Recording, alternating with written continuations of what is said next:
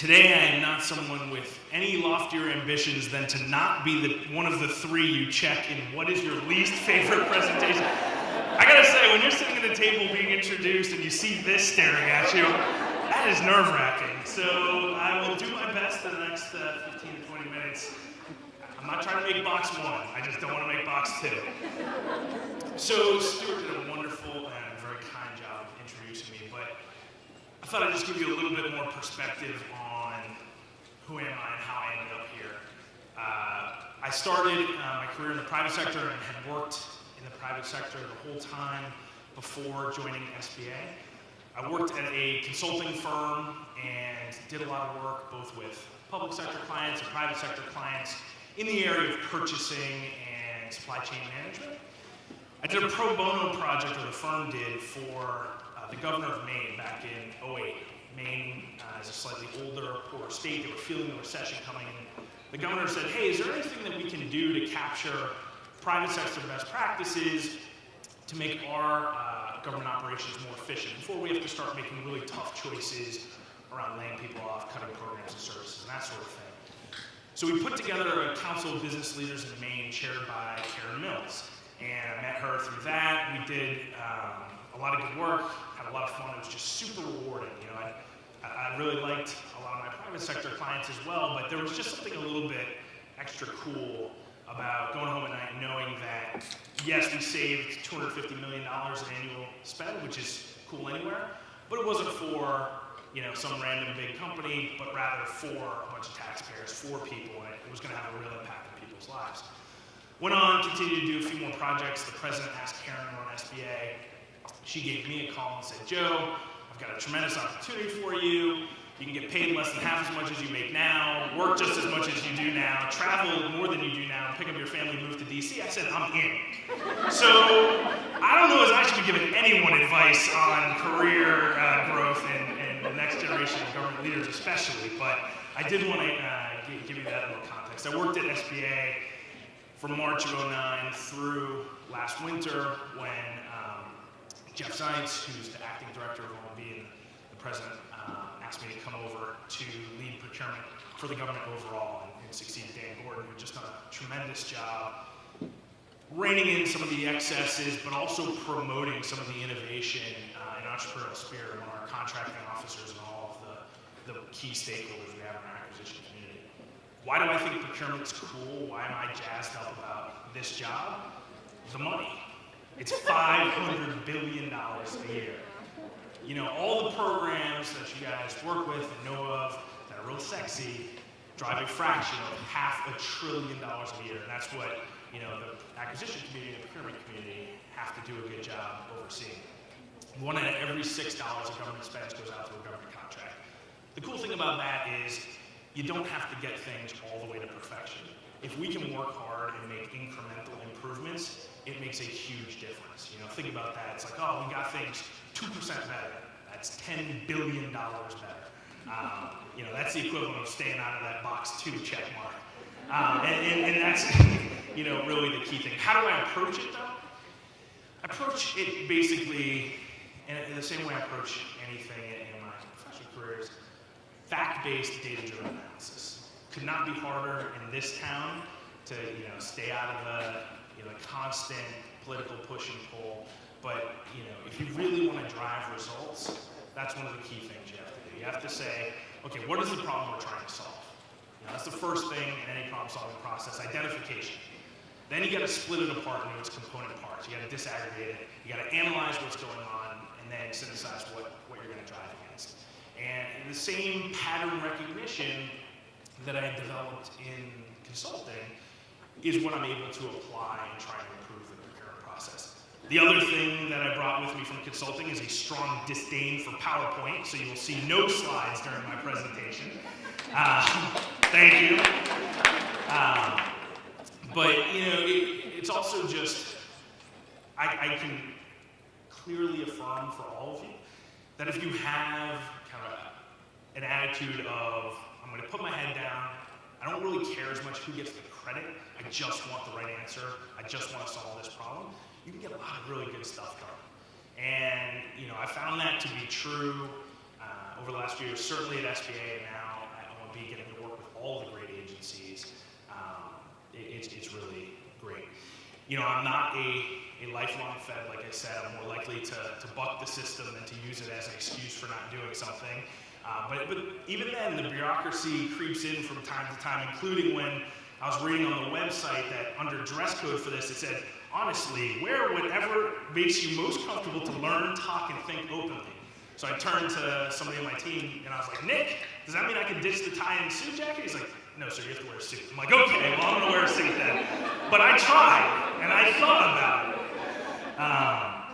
When I talked about the need to do that fact-based, data-driven analysis to get stuff done, I'm not necessarily talking about some sort of complex, rigorous, over-the-top quantitative analysis, although that's always fine.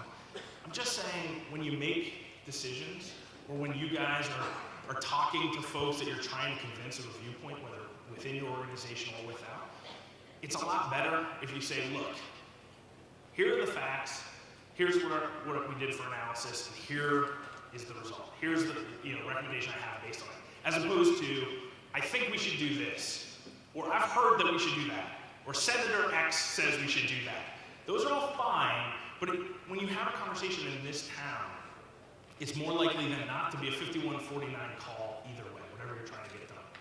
And if you're spending all of your time and energy beating your head against the wall, trying to just win on sheer force of will, it can wear you down a little bit. But if you say, look, here are the facts, here's the data, here's the analysis we ran, and this is what it's telling us, it's a totally different conversation. It's one where they either have to disagree with your fact base, great. You have different facts, let's discuss that, or they disagree with your analysis, also great. There's no R or D in that. There's no, GS15 versus GS9 in that. It's just, here's the data, here's what it's telling us. Now, it's not that easy, of course, and you have to wrap in all of your other influencing techniques at the same time, build relationships, and have a thick skin. But that's really the crux. I get in my job now, and my last job as well, the same, like I said, push and pull, political. I've testified in front of Congress now 13 times, and 0 times did they say, man, you did a great job. I'm going to check the box and one. That was my favorite testimony of the day. Joe, you are good. No. It is always somewhere between neutral, which is like a home run in testifying, or you're terrible, but we're not going to hold you in contempt yet, which is, about 25% of the time. If you're doing it for the ego, it's just going to crush you. If you're doing it because you want the right answer, then it can be more rewarding than any job that's out there. But again, my favorite expression that I've heard when people talk about the difficulty of some of the stuff in this town, somebody said, well, politics, what does that mean to you? And the person said, well, that's easy. It's in the name. Poly meaning many, and ticks, blood-sucking insects. So, it's not that hard. That's really not that far from the truth if you're somebody who's trying to really rise up and be the next generation of government leaders. You got to wade through that stuff and keep your eye on the ball. Another thing that's really key when I was looking through, and it's really impressive, all the folks that have come through here over the last 2 days, but when I'm looking through the themes of the presentations and the reflection that makes on all of you in the audience and attending this, it's really impressive what you're trying to get done and the pace at which you're trying to do it. One of the challenges is, and you see this in the government all the time, we've got a great breadth of experience, a great breadth of folks who have been at Agency X in Job Y for 35 years, and people who are there right now, and I know the answer, I'm going to change the world. And you got to figure out how to deal with that whole range of folks. That goes back to, if it just gets into a battle of your new ideas, your innovative thinking, your creative spark, versus their entrenched obstinacy, their being there, their experience, nobody's going to win. You got to create the win-wins, and other than the data-driven, fact-based analysis, looking for the win-wins is the other key to success in this town, in my opinion. Because everybody's focused on the win-lose. That's the nature of the game. That's what drives a lot of this town. But that's nonsense in the business that I'm in, and the business that most of you guys are in. In those places, win-wins are the name of the game. And they're there. They're there all the time. You can always find people. You can find the early adopters. You can find the fast followers. You can find the bulk of folks. All of the, whatever you're trying to get done, but you can't do it just, again, by saying, I'm right, we're going to go do this, listen to me, don't worry, I know it. Nor can you say, hey, I've been doing this for 20 years, trust me, this doesn't work. Neither of those are acceptable. I love hearing, this is a good idea, but we tried it and failed. I want to know exactly why, because I want to go climb that wall. You know, that's what you got to do. We've done it. When I was at SBA, I brought the team in the room and I said, give me everything that we think would really move the needle for small businesses. Job creating engines of the economy, create about 2/3 of net new jobs, something we really need right now. Government contracting is $500 billion of revenue a year, oxygen that we can give these folks. We're not doing all we can. What would move the needle? And I got a whole bunch of ideas that we bucketed into 3 categories. One, things that we can just do through executive direction. If the president said we're going to change this policy, we're going to do it differently, we can just do it. Secondly, things that require regulations, which is, the dirty word boogeyman, but all it means is we're going to change the rules of the game. We're going to make new rules that we think will create a better playing field for everyone. And still under executive purview, but it takes a lot of time if done right, because you want to have conversations with all the key stakeholders around. And then third, statutory changes, things that we need the Hill to change. And everything in that bucket, people told me, you'll never get done. Do you look at CNN, the intransigence of Congress and all the type of things in this town. Refused to believe it, spent a lot of time pushing. And when you look at that list, there were about 15 or 20 things that people said if we could change along these little ways, we could make a big difference. Well, in the fall of 2010, Congress passed the Small Business Jobs Act, which contained 19 different provisions of small business contracting. And all those people who've been sitting there for a long time saying, well, this would be great for you to change it, but it's just not going to happen. We've tried it before, it doesn't happen for whatever reason. When those reasons weren't fact-based, weren't rooted in any data, we were able to kick those down and deal with the Hill, and maybe we just got lucky, but we were able to get those things done, and that's the thing. It's not about who gets the credit. You won't read anywhere, oh, here were the people who were so great, and they're actually the people who are driving it. You'll read about those people's bosses and their bosses' bosses. They're the ones who, did this great thing. That's fine. That's where you got to make some choices, especially in this town and in this business. Do you want to change government for the better because you think it's worthwhile? Because you think it's a noble calling? Because you think there's nothing cooler than improving the services that we deliver to millions of people or saving billions of dollars? Then you can definitely do it. If you want to do that and at every opportunity be told how great you are and make sure you get in, Fed Times and the Wall Street Journal and everything in between, that's a little harder. And so that, that's the other key that you have to think. And if there's wrong, it's cool to be, called out publicly for your work. I get that. But you do have to do some conscious thinking of which role are you trying to play.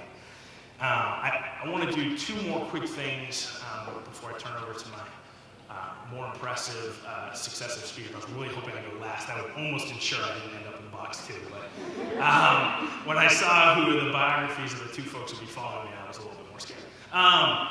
So 2 quick things. One, I would be totally remiss if I didn't give a plug for federal procurement as a great career path. I just can't say enough about the fact that when I'm walking around the White House or before when I'd be at SBA working with all the other agencies, the first 5 minutes of a meeting is kind of who's this, what's federal procurement, what is acquisition. As soon as you throw out the numbers, whether it's a deputy secretary and you're like, by the way, you spend $14 billion buying stuff up to DOD who spends $400 billion. Or I'm in the White House and they're thinking, geez, what can we do to help these various groups, help these various people? And I said, well, we've got $535 billion in revenue that went out last year, plus hundreds of billions of dollars more in subcontracts that flow down all the way into all these communities. There's some good things we can do here. Then the next 25 minutes of the half hour is all spent with people really excited and brainstorming. We need more folks, though, coming into our acquisition cadre who are innovative, creative thinkers. Anybody who listens to that and says, wow, that sounds really cool, there's $500 billion, I could really make a difference, and then sees the federal acquisition regulations, which are 3,000 pages, and I use as a doorstop, and they're heavy EEOB doors. Then they start to get a little daunted. I need people who are going to think creatively, who are just smart, who want to get shit done, and I will teach you the far. I will, but other people will. We'll teach you the far. That'll happen. But you don't need to come in and say, I don't know if I can learn that, I don't know if I can do that. I need people who are saying, wow, there's a lot we can get done here, and come join the acquisition workforce because it is very cool. It is very cool. Look at thank you. That was a little bit too real to laugh. I was hoping for a little bit more of like with the joke, with me, not at me kind of laugh. That's all right. That's all right. It's actually so. I was telling my friend Frank before this that this weekend I was looking at the website for the NextGen conference, and I was getting excited and just jotting down some bullet points. And my wife's like, "Oh, that's really cool." So it's like, a bunch of next generation leaders, and that's why they asked you to speak. You're one of them. I was like, "Oh no, I'm the old guy talking to the next generation leader." She's like, "Oh, that makes sense." I was like, "No, you were supposed to say that's not okay." Anyway, I digress. But I want to leave you with three, quick things, that I've picked up in my short time in government, but are really the validations of why I wanted to do this, and it really has lived up to my desire. I came into this thinking I was going to do it for 18 months, 2 years, make whatever impact I could, and then go right back to the private sector. And it's almost 4 years later, and I'm actively hoping that this is a longer period because it's just really fun. But the three things that I would say as you're thinking about, hey, are there any takeaways? Why is this worth 20 minutes of my time? First, try to find someone, a boss, a mentor, whomever, who will give you real feedback and real development. That's one place where I feel like in some of my private sector experiences, there was no shortage of feedback. Constant, here's where I'm screwing this up, or here's a development opportunity for you, Joe. Those types of comments. Whereas in the government, I think we're a little bit more risk averse there. People don't seek it out because you don't want to, hey, I just want to fly under the radar and get my 4, hopefully a 5. And managers are worried because they don't want to rock the boat. Hey, things are going fine. I'm not getting too much heat. Yeah, you're doing fine. You're doing good. You're doing great. Some random adjective that basically means you won't get mad, but if I don't give you a 5, you won't sue me either. What you need to seek out is real feedback, is real development. You wouldn't be here if you weren't passionate about your own growth and development. And there are a lot of people who want to give you feedback, who want to care, who want to get invested in your growth and development. But we don't have a great way of connecting those two components a lot of times in government, so I would ask you guys to take that on, to seek out some of those folks. Secondly, I'm serious about finding the win-wins. They're all over the place. You can absolutely achieve what you're trying to do, and it's much easier if instead of thinking about through the lens of how do I win and make this person lose, you think of it in terms of how do I win and make this person win, and that is in the world of really running the government versus running for position in the government. There are so many opportunities to do that. And then lastly, just stop and smell the roses every once in a while. I know I do a terrible job of this. We're all working really hard, especially these days where, government service, in my opinion, isn't lauded nearly enough as it should be.